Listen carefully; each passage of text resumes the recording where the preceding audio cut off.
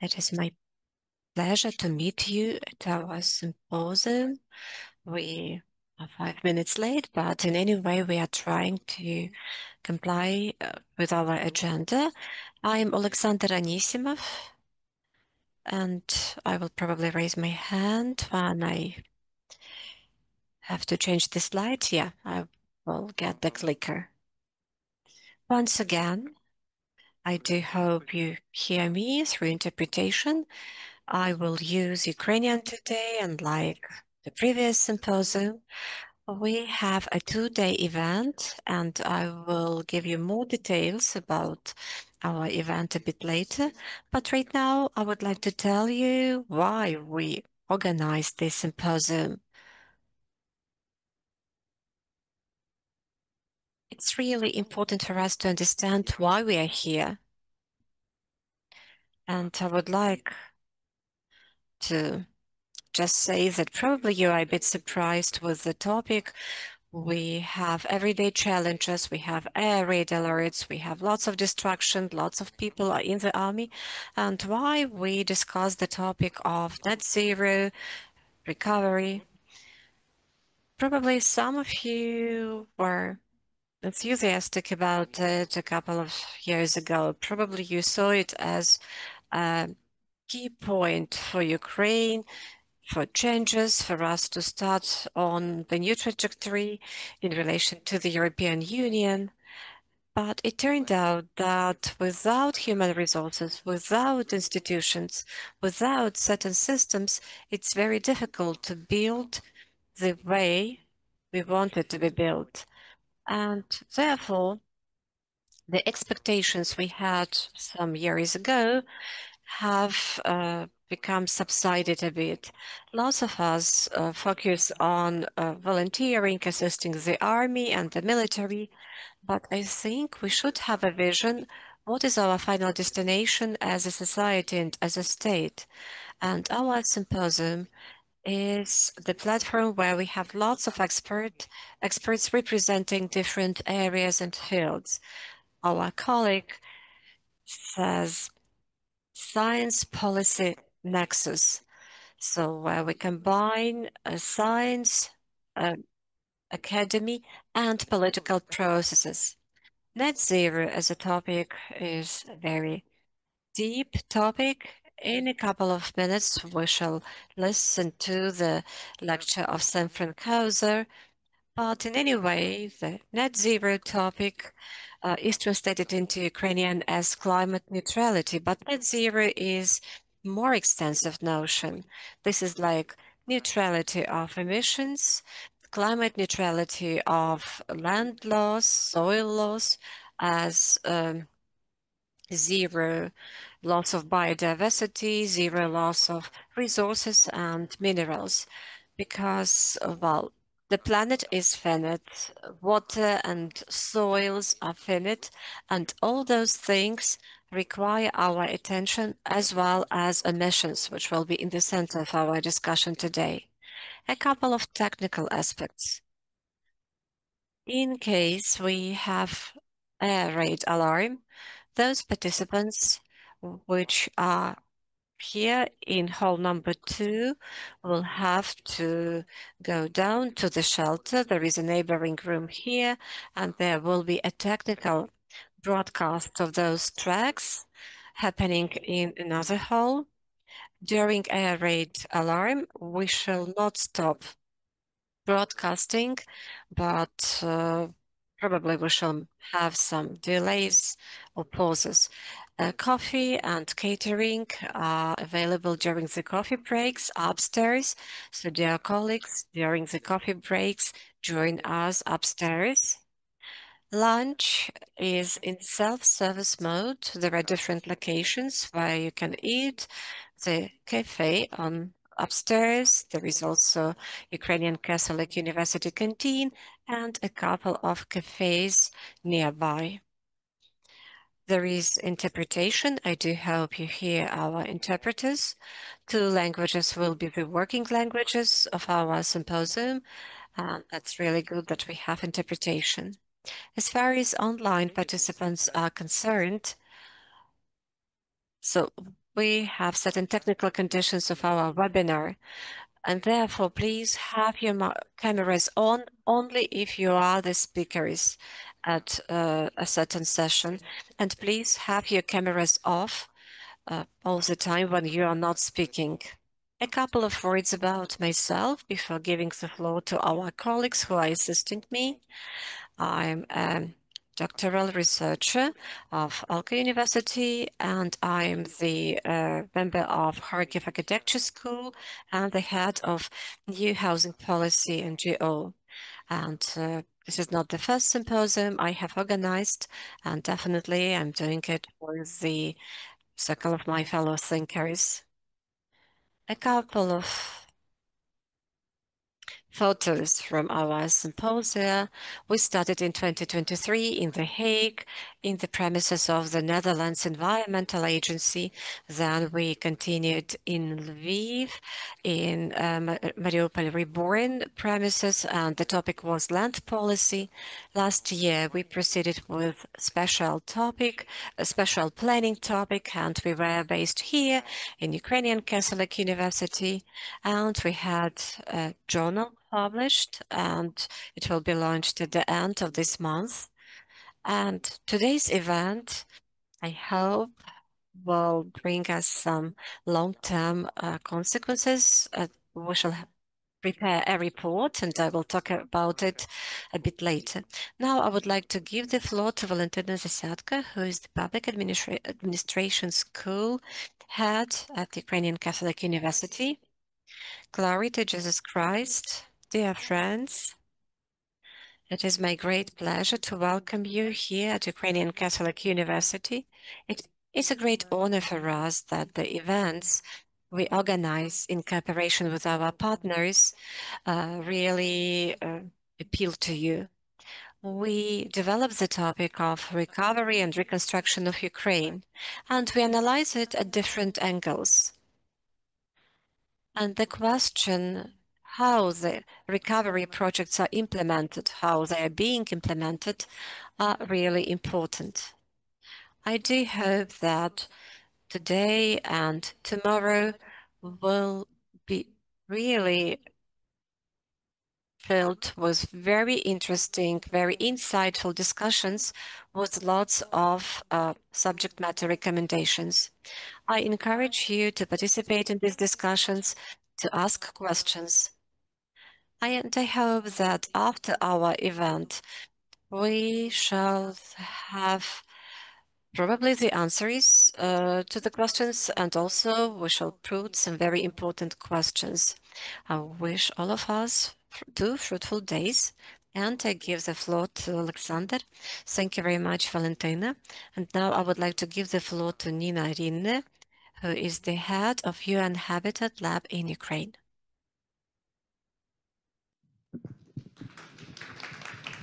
Thank you. This will be in English. So good morning, everyone, and warmly welcome to this symposium on behalf of UN Habitat. And I would like to thank the organizer and all the partners whose dedication made this event possible. So this symposium is designed to connect policy, planning, investment, and industry to bring together experts from different fields to consolidate knowledge on Ukraine's recovery and to define pathways towards low-carbon future. So as we know, around the world, armed conflict carry a hidden but serious climate cost. So it's difficult to estimate the full extent of the greenhouse gas emissions linked to military operations, but we know they are significant. And rising global military spending undermines progress toward climate action by increasing emission through fuel use, logistic, and defense production. And in Ukraine, the war has not only caused immense human and material losses, but has also driven up emissions due to destructions, construction, and increased energy demand. If we are serious about the low-carbon recovery, we must acknowledge the emissions caused during the war as well. The latest Rapid Damage and Needs Assessment, RDNA4, provides an important baseline, highlighting energy efficiency and renewable energy among recovery priorities. However, it still lacks a comprehensive decarbonization roadmap across key sectors such as housing, transport, and land use. At UN Habitat, we see well-planned and well-managed cities as powerful drivers of low-carbon development. As compact, mixed-use, and resource-efficient urban development can minimize carbon footprints, strengthen resilience, and improve quality of life. Low-carbon development is also central to the Global 2030 agenda. The Sustainable Development Goals remind us that low-carbon recovery is not the parallel agenda. Recovery and decarbonization must go hand in hand. So the Sustainable Development Goals aim to change how we produce, build, and consume, aiming to make economic growth possible without increasing greenhouse gas emissions. UN Habitat is the custodian agency for SDG 11, advocating for sustainable and resilient cities, and it's clearly interlinked with other SDGs such as 7, promoting transition to clean, affordable, and renewable energy, as SDG 12 advances resource efficiency and circularity, and 13, urging all countries to integrate climate action into policies and planning. So in this sense, low carbon recovery is not a separate agenda, but the core pathway to implementing SDGs. We should also be willing to challenge assumption. What if rebuilding does not always mean building more? Can we repurpose vacant spaces, retrofit existing buildings, or design for multiple uses to reduce both emissions and cost? So over the next 2 days, I hope we can strengthen partnerships and advance a shared understanding of how Ukraine's recovery can become a driver of green transformation, connecting global knowledge to national policy and policy to local implementation. So on behalf of UN Habitat, I wish you a productive and inspiring 2 days. Thank you.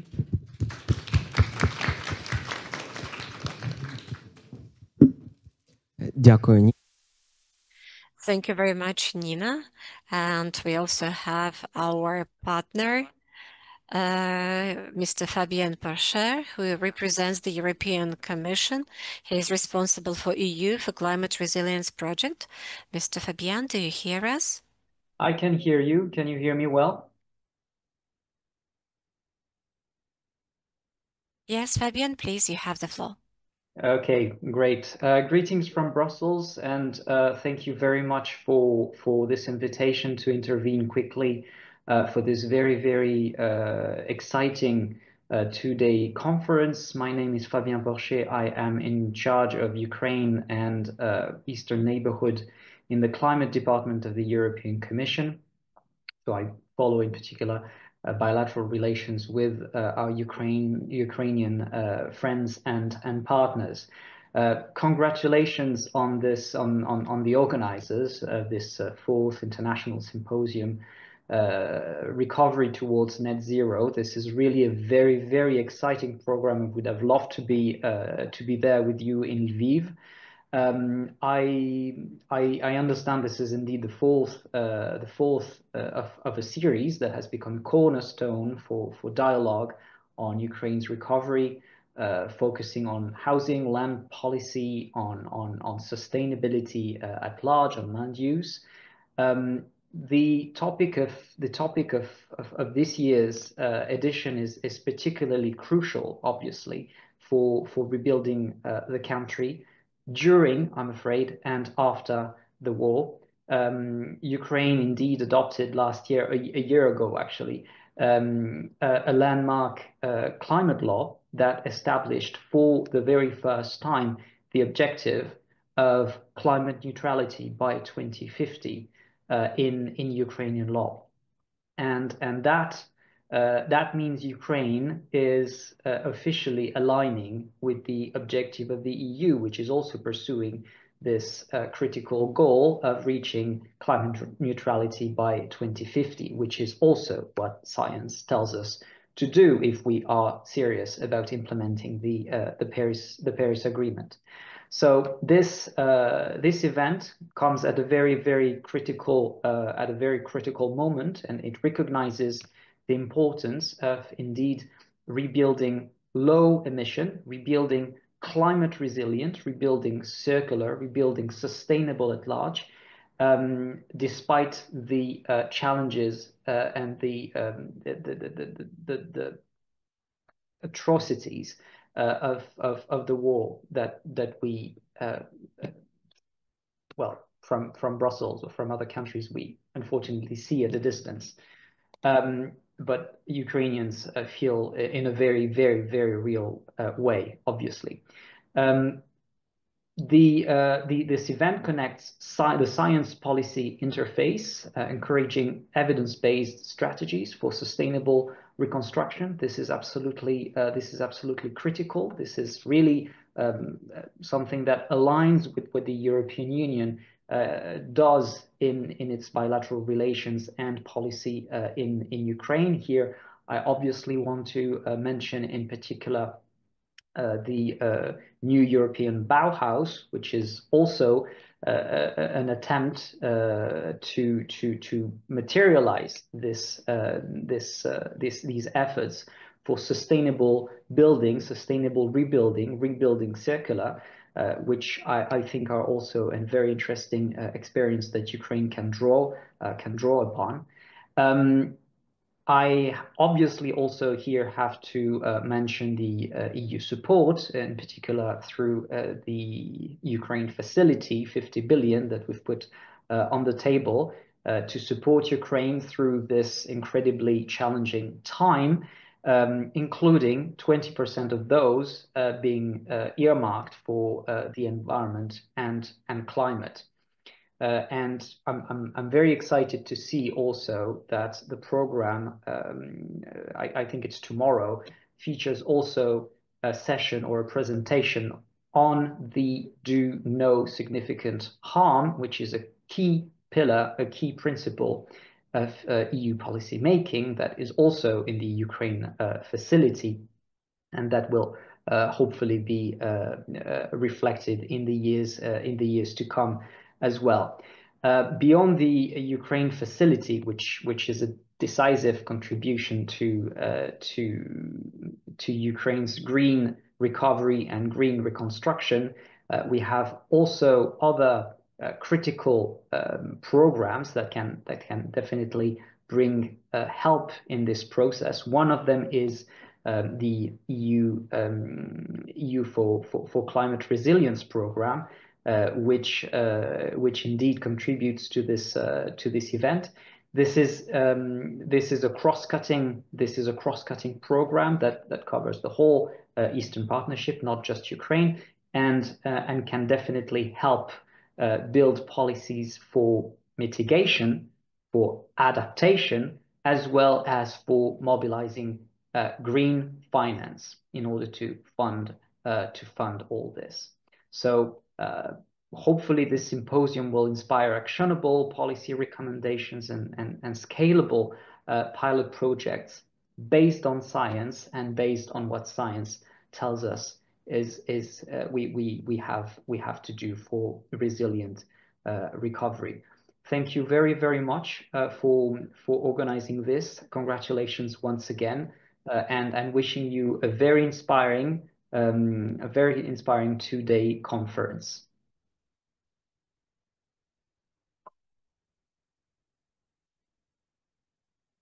Thank you very much, Mr. Fabien, for very inspiring welcoming words, because definitely European leadership of the European Union is very important, and European Green Deal is there, is on the way, and well, we have certain political projects that probably would undermine it. Still, the European Commission is supporting this Green Deal and requires the same from the member countries. Thank you very much, Mr. Fabien, and I will finish this greeting part. The first point I would like to mention some partners of ours. Here you see our colleagues mentioned, NGO Ecoaction, they are co-organizers. We also have the Department of Long-Term or Consequential Education of Oxford University, the Benchmark Network, and GIZ project Fabien has just mentioned, EU for Climate Resilience. Probably you know already, we have two parallel tracks. One is here, another one is upstairs. Here we have hall 1, another hall is called hall 2. Here we shall have policy regulations and reforms for net zero. And tomorrow we shall have land use and special planning sessions. So those who would like to listen the topics on technology and processes and reconstruction, you should go upstairs after the key lecture. And tomorrow, Hall 2 will welcome session number 4 or track number 4, investments for net zero. There will be coffee breaks. They will be upstairs. I have already mentioned it. Today, we are busy till 7 o'clock. And then there will be dinner for our speakers. And tomorrow we start working at 9:30, and we start immediately from the sessions. There won't be any welcoming words. And Ms. Niina Rinne yesterday in the evening will be moderating our final session. And I do hope that you will stay with us and you will listen to our recommendations and conclusions of the symposium. And I think that we can announce our very distinguished guest, Professor Sam Fankhauser, who is a professor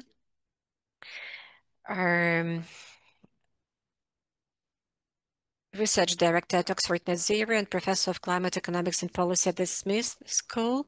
He is also a co-founder of Net Zero program in Oxford. Probably he will later introduce himself a bit more. Sam, do you hear us?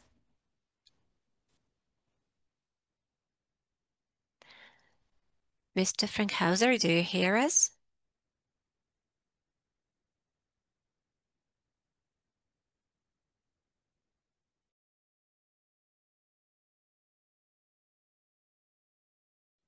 We can see you. Can you hear us? Please say.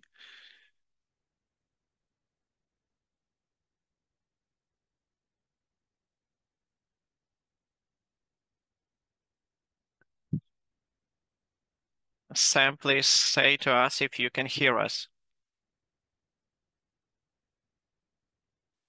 Sam, maybe in English, do you hear us? I can hear you all right, yes. Maybe you're in the Ukrainian channel in Zoom. It would be good if you could choose English channel, if it's possible. And how do I do that? Sorry? How do I do that? It should be in the Zoom panel. Oh, in the invitations, there were two panels, were there? Let me get back out and come back in, see what I can do.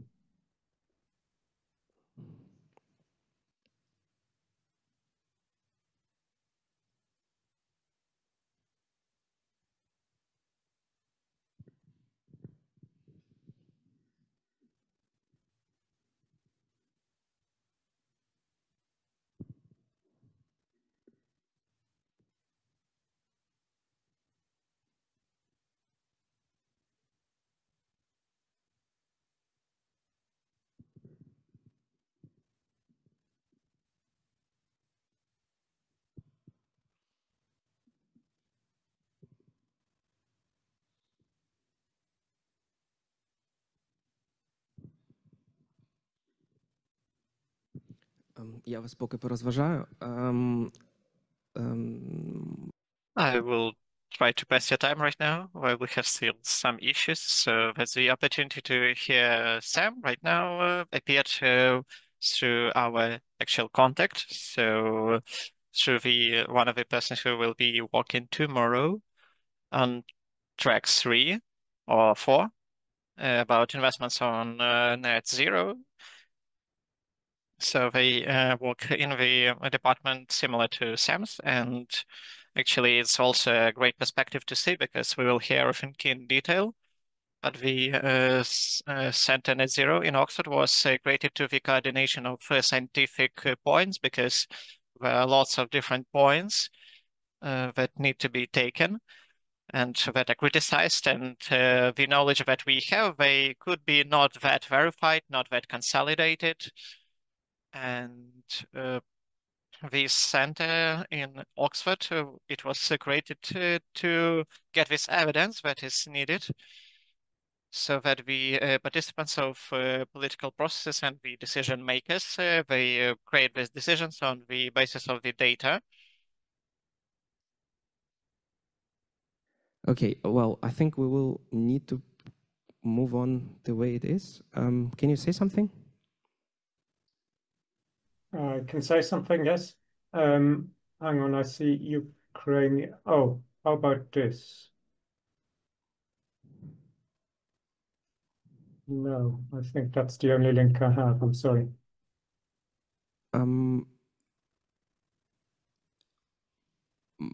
Чи перекладачі можуть перекладати в такому варіанті? Окей. Добре. Okay, Sam, I think you should continue. So I will just try to work both languages at the same time, but we see you and hear you well. So you can share the screen for your presentation. And I think we can start from there. Okay, hello everybody, and sorry for the technological hiccup. I hope you should be able to see my presentation now. If not, please shout. Thank you first of all for this invitation. It's a pleasure to join you, if only remotely. It would have been nice to be in Lviv, but the logistics were a bit complicated. But I'm pleased to be there at least electronically and talk about net zero emissions. I have to say I'm really impressed and humbled by the way you don't only think about your own survival, but while you think about your own survival and how you will rebuild your economy, you also think about the well-being of the planet as a whole. That is really very, very moving, very impressive, and very visionary. So thank you for doing that. Thank you for this wonderful opportunity. So as I said, to kick off this day that you have together, I will talk a little bit about the economics of net zero emissions. Let's see whether I can move my slides here. I will talk, first of all, to motivate that, remind people that the net zero emissions is the new normal. So net zero emissions is a bit under fire, as it were. It's on the defensive from political populism, if you will, and right-wing narratives. But if you ignore all that sort of noise underneath the surface, the march towards net zero actually continues. The commitment to net zero continues in a really encouraging way. It's way too slow, but it continues in an encouraging way. The chart you're looking at here is a statistic from colleagues at the University of Oxford who track net zero commitments to net zero emissions at various levels, at the levels of nation states, at the level of subnational entities, and then also at the level of companies. And you see that apart from the country statistic, which has a little blip because of the US withdrawal from Paris, the upward trend is strong and notable, both at the level of states and regions and the level of listed companies. commitments to net zero are steadily going up. It's still the case that about 80% of global emissions are covered by a net zero target. So net zero is the new normal, and it's something that despite the sort of the narrative in the press that a growing number of decision makers adopt. So that's one piece of background in terms of what I'm going to do over the next 40 minutes or so that I have left.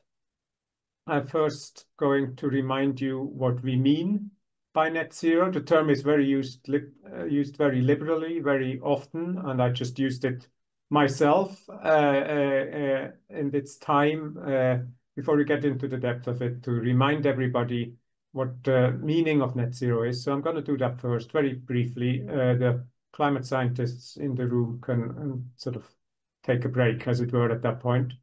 Then going to talk a little bit about how we can reach net zero, and I will hope to convince you that net zero by the middle of the century or thereabouts is actually possible. We know what we have to do, we just have to do it. So the remedies, the policies, the technologies, the solutions, they're all in place. But even though we know what we have to do, it's associated with risks, with difficulties, but also with opportunities. And I'm going to talk about those risks and opportunities in the third part of my talk. So that's the plan. And I'm starting with the meaning of net zero. For a lot of people, net zero is associated with the Paris Agreement on climate change, signed pretty much exactly 10 years ago at the 2015 Conference of the Parties in Paris. It's 195 countries now. I haven't updated that slide that have come together and sort of agreed an international consensus as to what constitutes an acceptable level of climate change. And that acceptable level of climate change is this well-known target that you all are familiar with, well below 2 degrees centigrade warming above pre-industrial times, ideally as little as 1.5 degrees centigrade above pre-industrial times. So that's a sort of a societal target. The citizens of the world, representatives from all countries came together and they agreed this is what an acceptable level of climate change looks like. If we go much above that 1.5 to 2 degrees range, it just becomes too dangerous. It just becomes too unpalatable. So that's a global consensus. That's a sort of a political story, if you will, or a political with a small p story. Once you have that level of consensus, you pass the problem on to the scientists, specifically to the atmospheric scientists. And you say, here's my target. I would like to keep emissions well below 2 degrees. What's the emissions profile that's associated with that particular target? And atmospheric physicists can translate that temperature target into a emissions target, cumulative emissions target.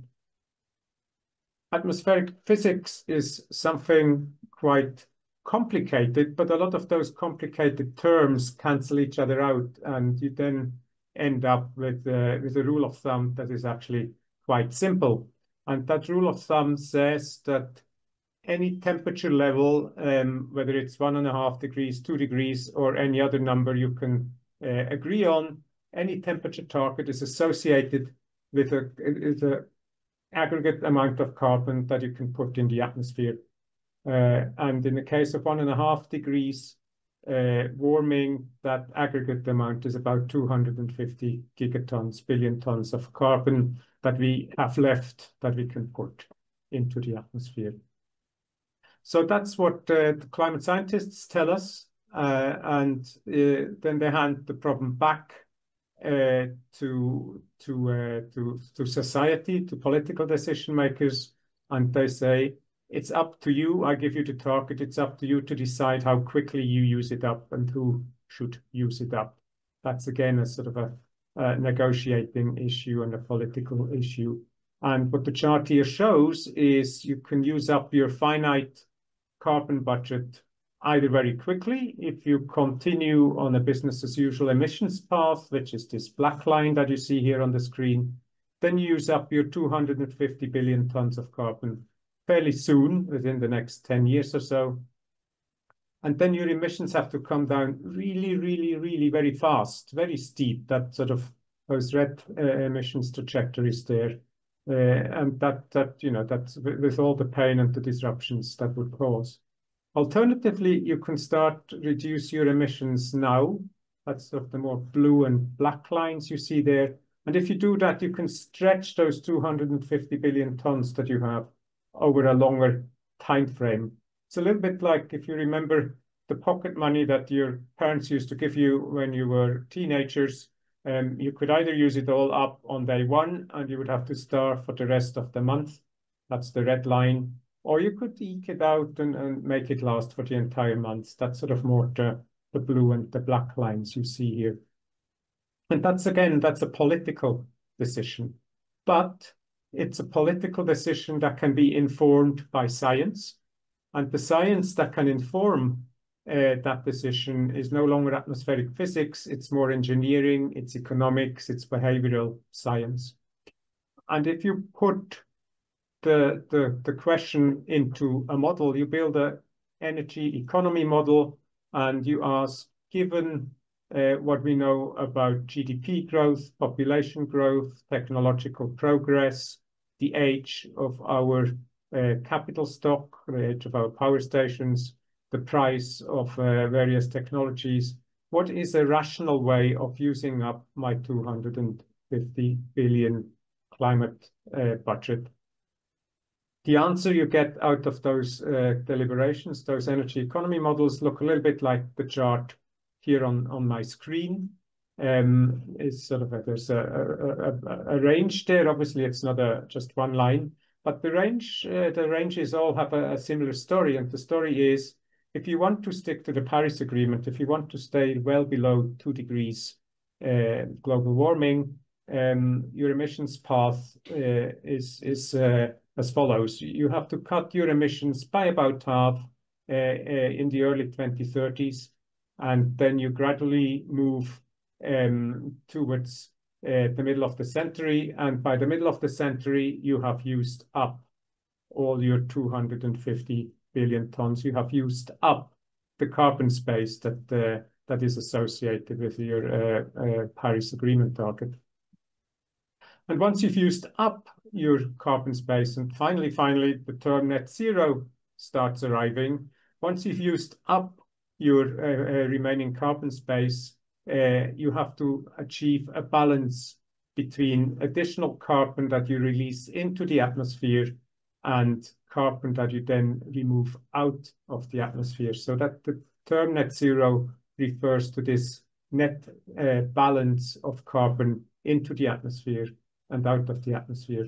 The carbon that goes into the atmosphere, of course, can come either from the Earth's lithosphere, that's the oil, coal, and gas that's under the Earth's crust, or it can come from natural sources from the biosphere. Wherever it's coming from, we need a balance between what we put up there and what we take out of there. So that's the meaning of net zero emissions. It is a story of a finite carbon budget, which we can use up, hopefully in a rational way. And once we've used it up, we have to balance remaining emissions with removal of carbon from the atmosphere. Note that I haven't removed all the emissions. I haven't gone to gross zero. There's some emissions that might be still left in the middle of the century, but they have to be counteracted by carbon removal from the atmosphere. So that's the meaning of net zero. It's a scientific concept, but it's a concept driven by a societal target, a target that pretty much everybody on the planet has agreed on. So if that's the target, if that's what we want to do, next question is, how can we achieve that net zero pathways that I've shown you that the models recommend we should be on. How can we reduce our emissions by 50% within the next 5 to 10 years? And how can we sort of reduce our emissions so low that we can have a net zero balance by the middle of the century? How does one actually do that?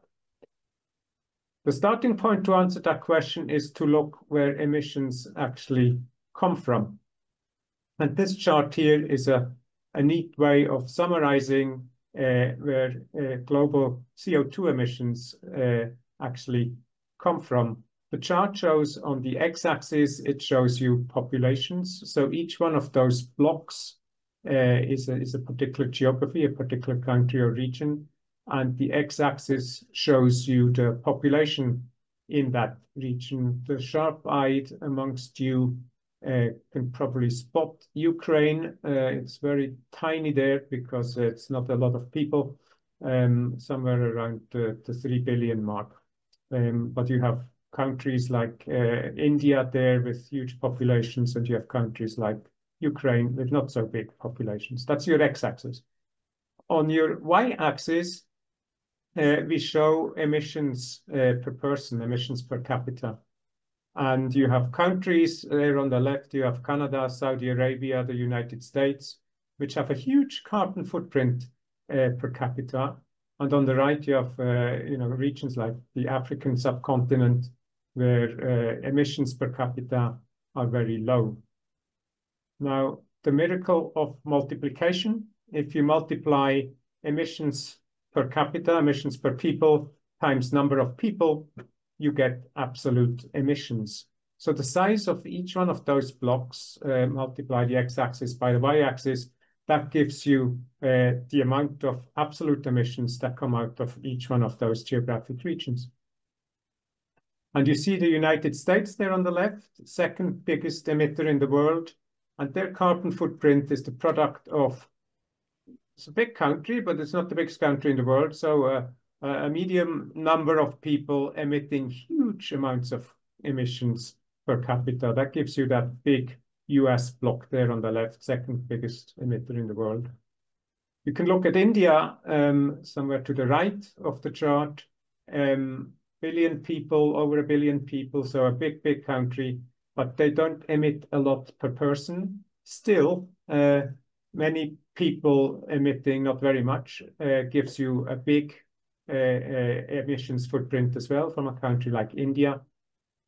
Very sort of societally different footprint. It's sort of more subsistence emissions, but it's emissions nonetheless.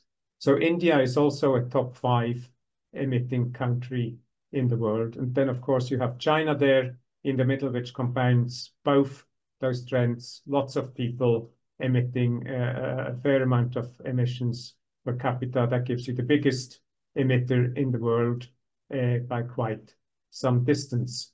So that's the emissions profile. Those are the emissions that we have to bring down to net zero. And the point, in a sense, is that there are no exemptions. All of those emissions, the luxury emissions from Europe and the United States, and the subsistence emissions from places like India, Africa, South America, they all have to come down to net zero.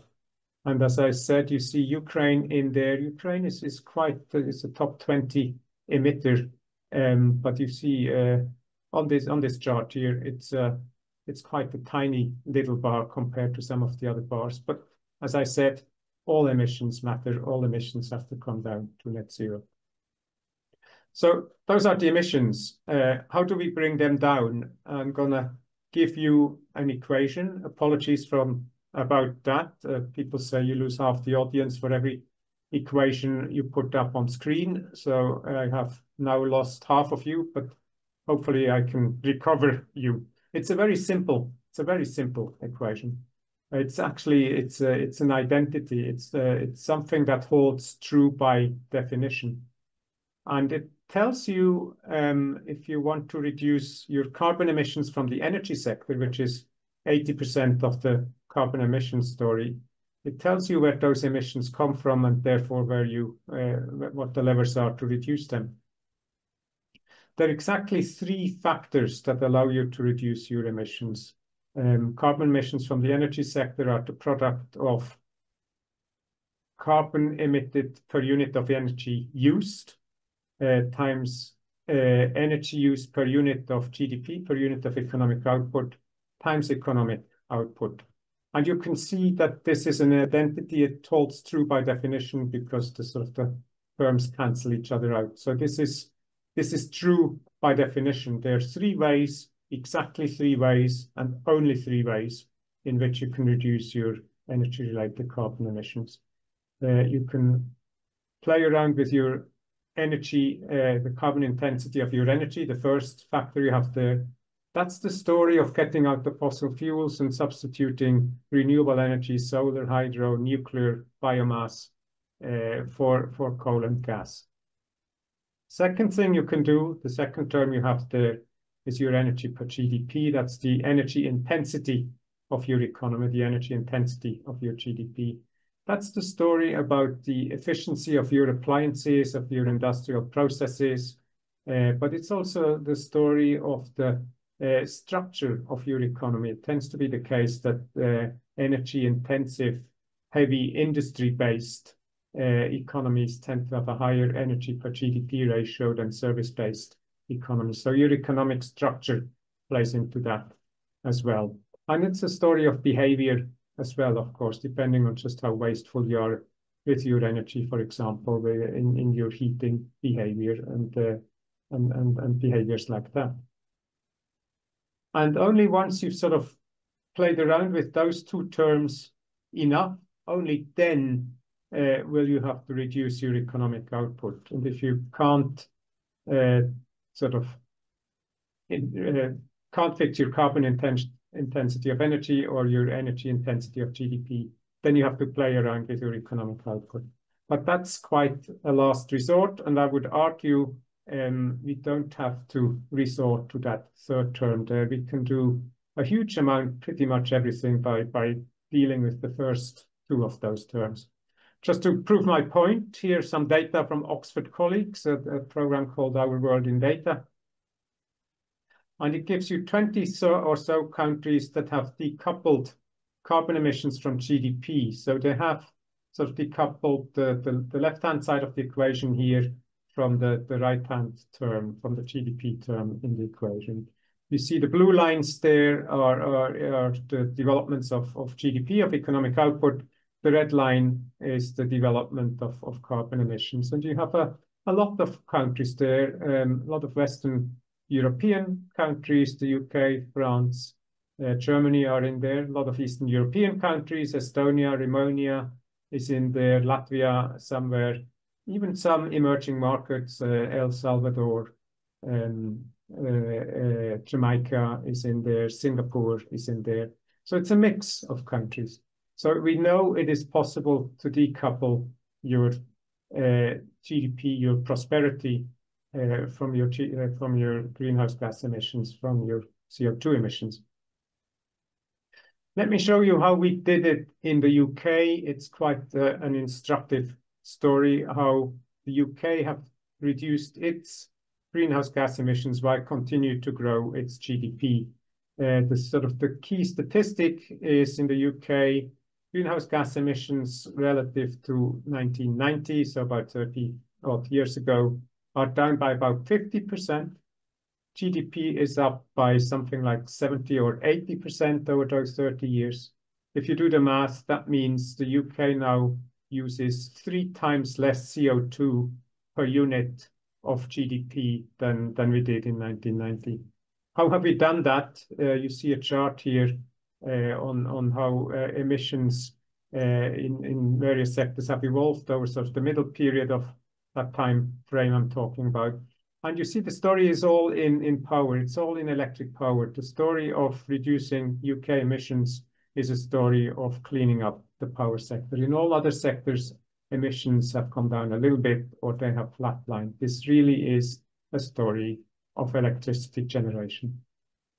If you then dig deeper and ask how has the UK cleaned up electricity generation, it's a story of phasing out coal.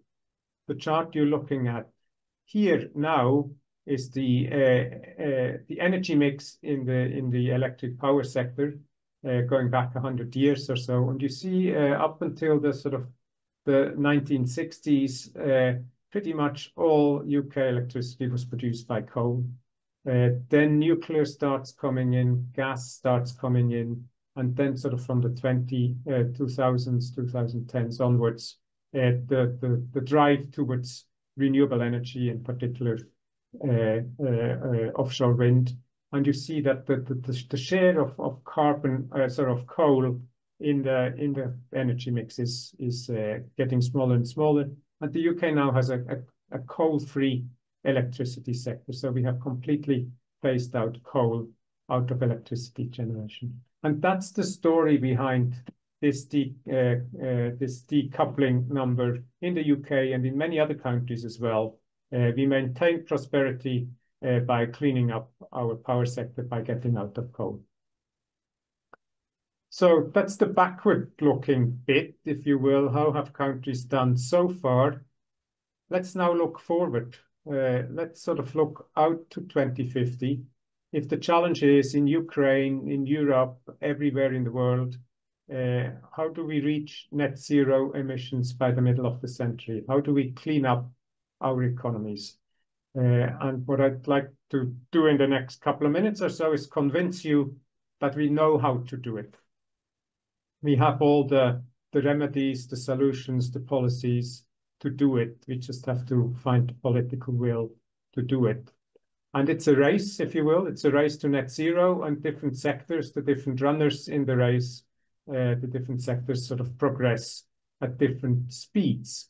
But if you want to decarbonize your economy, remember how the UK has done it. Step number one is you clean up your electric power sector. That's the first thing you do. Why do you start there? Two reasons. The first reason is we have the technologies, we have the renewable energy, we have the nuclear, we have the biomass, we have the hydro. So we know how to clean up an electric power sector. We can technologically do that. And increasingly, it's actually the least cost solution. Increasingly, renewables are a lot cheaper than the fossil fuel alternatives. Something you will be aware of, the whole sort of Eastern European region is aware of. It's also an energy security issue. Renewables give you more energy security than fossil fuels. So that's the first reasons why you start with electricity generation. It's feasible, we know how to do it, and it has side benefits. The second reason why you do it is that once you have cleaned up your electric power sector, you can then use that clean electricity to clean up some other sectors of the economy. So the other runners in this race here to net zero, they will benefit from that clean electricity. And the second runner in the race is surface transport. And that's an excellent example of what I mean by how electrification can clean up other sectors. Surface transport, sort of the direction of travel is clear. The whole industry has bought into electric vehicles. All the effort, the investment, the innovation, the R&D now goes into electric vehicles. And that's a story of using clean electricity to decarbonize a process that was previously based on fossil fuels. We are not quite as advanced yet on surface transport as we are with renewable energy, which are pretty much least cost. Electric vehicles are not yet least cost, but we are fairly close to that scenario. They're still quite expensive to buy. The battery in them is quite expensive to buy, but they're incredibly cheap to run. So on a lifetime basis, we are sort of reaching the point where electric vehicles actually make economic sense. You need to be able to afford the upfront costs of buying an electric car, and that needs sort of policy support and access to finance. But when you then run it, you save a lot of money. So over the lifetime of the asset, you're probably better off. So surface transport, second runner in the race. We have a technology based on clean electricity, and that technology is increasingly becoming affordable and technologically feasible. The third runner in the race is buildings. That's mostly a story of heating, but also the use of other appliances. That's more difficult than the first two runners. That's why buildings is only number 3 in the race. But again, we have a solution, a technological solution based on clean electricity. Rather than heating your homes through gas boilers or coal boilers, you can heat your homes through heat pump, renewable district heating systems, heating networks, combined with energy efficiency to make sure that you keep the energy bills under control. We know how to do that technologically. In Switzerland, where I'm from, heat pumps is now what's being put in houses as a sort of matter of routine, as a default. Same is true in Scandinavia. Coal country, both Switzerland and Scandinavia are coal country. So we know that those technologies function in cold climates. We know how to do that. The problem is twofold. One is those solutions can still sometimes be a bit expensive. And more importantly, there's sort of behavioral barriers towards their adoption, particularly in the UK where I live now. There's sort of a behavioral reluctance to adopt the new technology. So we have work to do on the behavior side on bringing down costs, but technologically we know how to clean up the building sector, the third runner in the race. And I should have said each one of those runners, the first 5 or so, each account for about 20% of emissions. Starting to get a little bit more complicated as we move to the fourth runner in the decarbonization race. Industry, in particular electro-intensive, energy-intensive industries, things like steel, cement, lime, machinery, which are quite energy-intensive and therefore carbon-intensive. The solution space here is a bit more diverse. Clean electricity, again, plays a big role, in 2 ways. You can either electrify certain processes. The steel industry, and I know Ukraine has a big and proud steel industry. That process can be electrified. You can move from blast furnaces to electric arc furnaces. But that won't do the trick for all of high carbon industry. You also need probably hydrogen as an alternative fuel source instead of fossil fuels. Hydrogen is electro-intensive to produce. Electrolysis is energy hungry. But remember, we have decarbonized our power sector, so clean electricity is available in this scenario. There's also a role for CCS here, carbon capture and storage, to the extent that you can't decarbonize those processes. So on this sort of fourth runner in the race, we have things on the drawing board. There's a fair amount of things we know how to do, but we still have a lot of investment and a lot of innovation and a lot of change ahead of us. It's getting more complicated, but we're sort of reaching the end of the race, fortunately. Aviation, another big sector, smaller than the other ones on this chart, but one that is growing rapidly. And aviation is a sector where we don't have a technological fix yet. There's a lot of research going into sustainable aviation fuels, SAFs, sort of energy efficiency, fuel efficiency of planes. There's still a lot of mileage in that. But at the moment, the way it looks, decarbonizing aviation will be a story of demand control. So we'll have to fly less. And that obviously behaviorally is a very difficult thing to do. People like their holidays abroad and they should keep them. I would argue it's more a question of sort of managing business travel and some of the other travel behavior.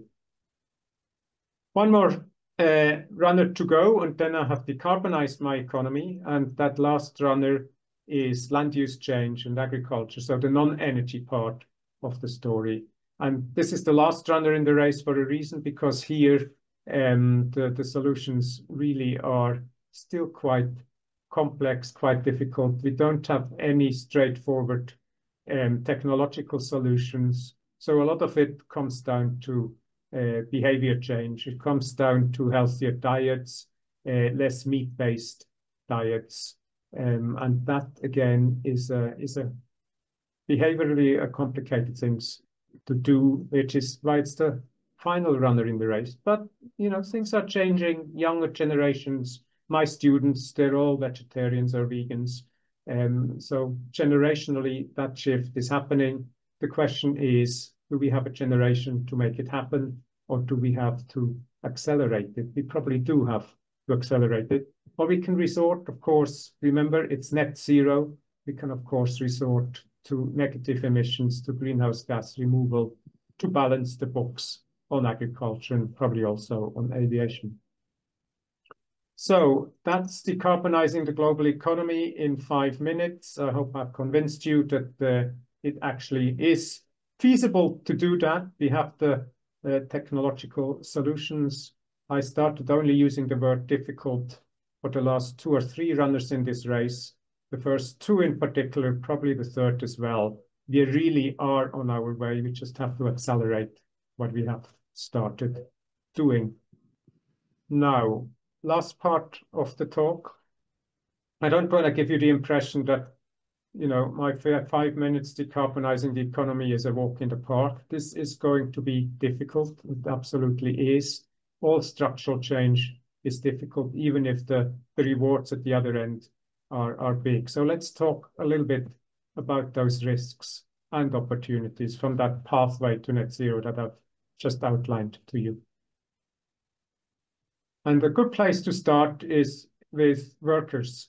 There's a big worry about what happens to workers in high carbon industries, in the coal mining sector, in the steel industry, and in other high carbon sectors.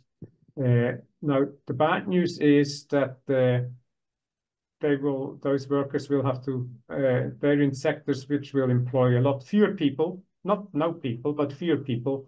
And so a fair number of workers will have to reskill and then move into adjacent jobs, which always is disruptive and stressful for the people involved. The good news is twofold. One is that in terms of aggregate job numbers, there will actually be more jobs around. In the energy sector of 2050, there will be more jobs than in the energy sector of 2025. And the reason for that is, remember the race we just gone through? It was all a story of electrification. And so the demand for skills on electrical engineering and associated jobs will go up quite rapidly. If we electrify all those processes, we will need people who are able to install heat pumps, people who are able to manage electricity grids based on renewables and so on. So the number of jobs will go up. The jobs that will be created are also, they're high-skilled jobs. That means 2 things. One is people have to acquire the skills, that's the challenge, but it also means they're highly paid jobs. So you don't take a penalty in terms of your wages by moving into the clean economy. But the big challenge, of course, is that reskilling, and it's a challenge that is sort of concentrated in particular geographic areas that have concentrated high carbon industries. And for those communities, we will need to find solutions. We will have to find reskilling solutions. The sort of bottom line is that the better qualified you are as a worker, the higher your skills, the higher your degree, the easier you will find it to move into another occupation, because the skill distance that you have to travel will be quite small if you are already highly skilled. So that's the worker challenge. What about the household challenge? This is a picture here of revolts in France a couple of years back, the Yellow Vest protests, where people complained or went on the streets because energy bills went up as a consequence of green policies. And indeed, greenhouse gas policies tend to be regressive, as in regressive means they hit lower income households harder than higher income households. That's just a fact, reflection of the fact that as a share of total income, lower income households use a bigger share of their available income on energy-related services, on heating and things like that, than rich households do. That's even accounting for the luxury emissions of your, of your private jet and your yacht, even accounting for that. The energy use in low carbon households is higher as a proportion of income. So that makes the whole story regressive, but the distributional incidence of carbon policies is a political choice. This isn't sort of a law of nature. This isn't a God-given fact. You can make climate policy that is absolutely progressive by redistributing carbon tax revenues, for example, or by subsidizing low carbon households. So the distributional incidence of carbon policies, how much it hits households in poorer areas, that's a political choice, and obviously political choices can fix problems. It's also true that energy bills are higher only temporarily. I told you before that renewable energy is now the least cost option for most new energy situations, which means that the higher costs that we still face for low carbon energy in some places, those are legacy costs. Those are the costs of the early generations of renewables, which were still expensive. And we still have to pay for that learning, as it were, for those early investments. But the new ones that we are doing from now on, they will be cheaper. So the barrier on household bills will become lower. Ecological challenges, the next thing to worry about. Just because something is low carbon doesn't mean it will also be good for the environment in all other respects. It's quite possible that some of those low carbon policies will be detrimental on the natural environment in other ways. Critical minerals in particular spring to mind. There will be a huge demand for critical minerals, things like lithium, cobalt, and so on. Now that's an opportunity for countries that sit on those resources, but it's a risk for the countries that have to import them. Now we can reduce our reliance on critical minerals, many of which come out of China at the moment. We can reduce our reliance on those critical minerals through a combination of resource efficiency and recycling of circularity. We can even sort of construct scenarios where we reach peak demand of critical minerals by, the 2040s maybe. And how does that work? Imagine a car battery, which is full of lithium and other minerals that are valuable. If there's progress in resource efficiency, if you can build a new battery with a fraction, say with half the amount of lithium than an old battery, and you're capable of recycling the lithium out of the old battery, then you can make at least one new battery, probably two, in the example I've given you, out of the old battery. And so that combination of recycling and circularity and resource efficiency can get us a long way of stabilizing demand for critical minerals. A big worry, of course, for countries that have big coal, oil, and gas reserves is stranded assets. It is the case that if you sit on a lot of those assets, you will not be able to burn them. You will have to write them off. About 2/3 of the carbon emission, or the carbon contained in our fossil fuel reserves that we know of, 2/3 of that we will have to leave underground. So that's quite a big sacrifice if you're an oil, coal, and gas reliant economy like the ones in the Middle East or like Russia, for example. So who will be the ones that will have to leave their carbon underground? People run models to find out who can, still bring their hydrocarbons to market and who will have to leave them underground. The color coding of this map here is a study from University College London. The more yellow it is, the more reserves will have to remain underground. And you see, if you look at coal, the bottom row there, it's pretty much all the coal, except maybe in Southeast Asia, all the coal will have to remain underground. There's no future for coal around 2100, even in 2050, in a net zero economy. Gas and oil, particularly gas, there's a longer role. Some of those gas reserves can still be used, but there will be still about half of it, or like a fraction like that, which will have to remain underground. But let me finish with a positive story. I've given you a lot of risks of the net zero economy, but really it is a story of opportunity. It's a story of prosperity. And I want to finish on my last slide here by telling you this story of prosperity. There really is only at best a temporary penalty in going net zero, but there are a lot of economic boosts that we can know of. The first one here on the screen, which I think will be very salient for you when your reconstruction efforts start.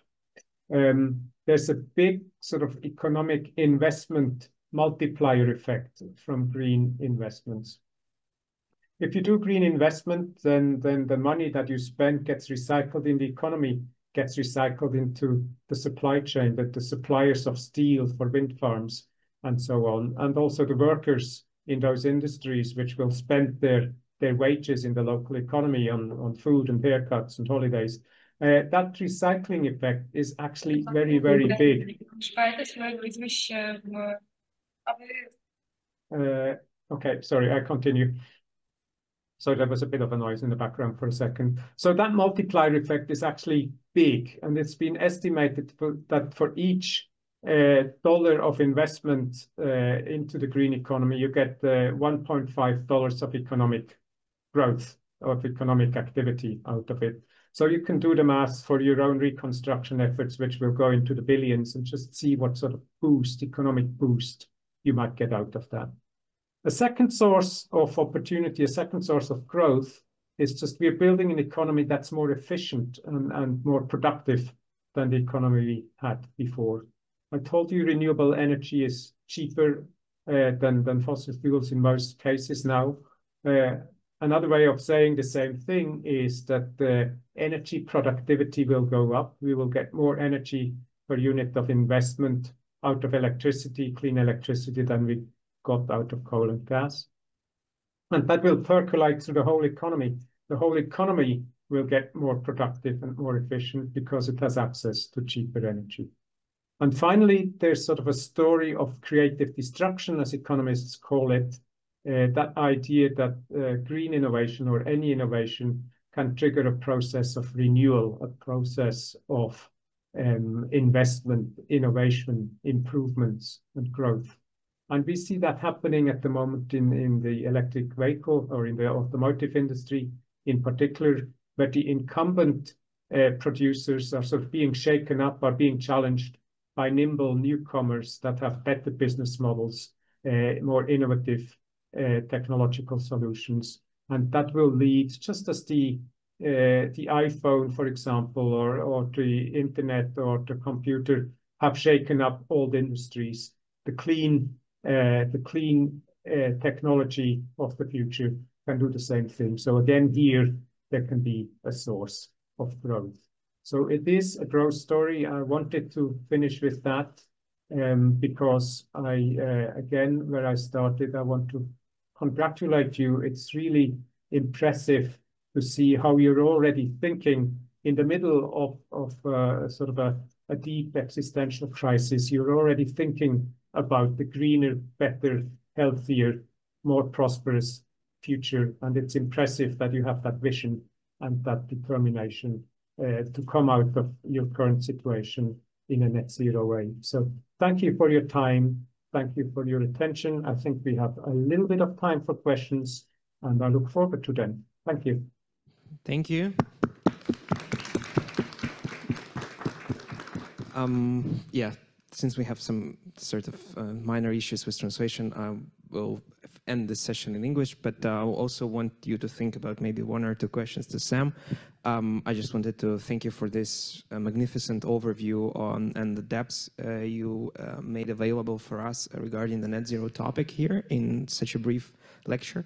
I also think about the race you showed, maybe kind of trying to localize it regards our symposium, because basically every single running man and woman there are represented by some topic at our symposium. So we have discussion about how do we relate land use to emissions, how do we work with engineering, with transport regarding emissions, how do we work to intensify transition to electricity in our energy system. We are looking towards decarbonizing the building stock. So all of these components are sort of already somehow covered in the symposium program. And I think it's really important that we see it as, you know, OECD people call it a whole of society approach, in a sort of systemic understanding that each of these sectors has to see their own role in the bigger picture and kind of develop their own role with other sectors, because they are dependent on the quality of change that is happening in the electricity sector, in the mobility sector, not to fall back on kind of a tried and tested methods that will be obsolete in a few years. And I think this is also a very nice opportunity to kind of get us out of a silo that we often work in as experts, as planners, as architects, as politicians, that we see that our actions are connected to this emerging fields or neighboring sectors where transformation is maybe faster than we can learn from, but we also can support us in the future because there is some kind of dramatic shifts have already happened. But I really would like to have maybe 1 or 2 questions from the audience, or some sort of a comment or anything you would like. We have 5 more minutes for this, maybe 7. Please. But I think you should take the stage, otherwise you won't be visible for the... I can see more than you think, actually. Dear Professor, thank you very much for your insightful lecture and your presentation. I especially appreciate your vision on economic risks and social challenges. And my question is, what do you think, what is the role of net zero in supporting national security? Thank you. Very pertinent question, of course, and a very good one. It was sort of interesting at the start of the Russian invasion. Obviously, in Europe, energy security became a big topic, very understandably so, and very appropriately so. And a lot of people said the solution to that is that we dig up, we sort of start accelerating our own fossil fuel reserves. And the sort of reaction of people like me was that's not going to solve the problem, because fossil fuel, those are international markets. And so you might have your own supply, but the price is being set by an international market. So this is not going to give you energy security. Whereas renewable energy can give you energy security. You do rely on a supply chain to build those structures. That's absolutely correct. You need steel to build wind farms, and you need solar panels. But once those structures are in place, they run. All you need is sunshine and wind. So energy security actually is materially increased through the net zero transition. That's my strong belief, and the evidence, I think, backs this up. You need to do something about the supply chain of the equipment to make sure you're not overly reliant on just a small number of countries that you may or may not have friendly relationships with. But you can do that. If you can sort of make the supply chain slightly safer, energy security will be hugely enhanced just by virtue of you're only going to rely on the wind and the sun. Thank you.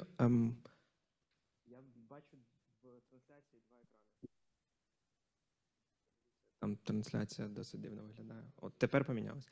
Thank you, Sam, for this first. I also have a very, very brief comment. I think there is a topic that has been in European discussions. Also, our colleague at the beginning raised the issue that there is this concern about strategic autonomy of Europe, And I think this is one of the concerns that will continue to linger on in the minds of many politicians and planners. And I think this is a contribution that Ukraine can be also part of the broader goal towards net zero, which will enable the strategic autonomy of European Union and the wider European community. We have another question here. Hello. Thank you very much for your interesting presentation, and thank you for the interesting question that was just asked right now. I would like to ask you, during your presentation, you said that the number of jobs will increase because of the, let's say, overall electrification. And I was wondering what you think, how the artificial intelligence will affect the employment, and will it offset the, or how it will affect the employment, in your opinion? Yeah, it's a very good question. I'm not sure we have a sort of a settled answer for it. I mean, it's quite clear that a lot of jobs will be automated and will sort of be done by AI. And interestingly, a lot of those jobs are actually white-collar jobs. So a lot of legal clerks, for example, will be replaced by an AI search engine. So those jobs will disappear. The question is what happens next, and I think we have to be a bit more optimistic that jobs were automated before, and people were liberated to start doing other things, and those other jobs came up, and those other jobs often were more productive and better paid. It's if you think of agriculture, we have automated a lot of agriculture, a lot of the farm laborers that my grandparents and your great-grandparents might have been. Those jobs disappeared, but it's not the case that we sort of have an economy full of unemployed farmers at the moment. Those people have found other jobs in other sectors, and the economy has become more productive as a result. We have become richer as a result, and we have to make sure that AI can do the same thing for us. It will destroy jobs, but you can think of the disappearing jobs as chores that you no longer have to do, and opportunities to be able to do other things that are more interesting, more productive, more rewarding. Thank you. Last question, if there is any, to Sam. If not, I'm really thankful. Okay, we have one. Ивкин Виктор, Ассоциация агровольтаики Украины. Association of Agrovoltaics of Ukraine. So I have heard that you haven't touched the point of atom energy, nuclear energy. So should I translate? I heard the question. My Ukrainian is exactly net zero, so you will have to translate. Okay. The question was regarding the role of nuclear energy in this transition, and how it should be treated, and what's your regard towards it? Yeah, another good question. I think this problem is so urgent and so big, we can no longer be in the business of throwing away solutions. So I talked a lot about renewables, wind and solar, because that's where the dynamism is, where the cost savings are, where the investments are. But that doesn't mean other clean solutions should be disregarded. Hydro is an example, nuclear is another example. So countries that have the capabilities and the sort of the technical skills and the regulatory capacity to do nuclear, I think it will be part of the clean energy mix. It will be an important part. The thing to keep an eye on is the cost of nuclear. It's solar is getting so cheap so fast that nuclear will have to keep up with that. Nuclear, the cost savings in nuclear, there aren't any. Nuclear still has the same cost as it had 20, 30 years ago. That will be an economic risk to the technology.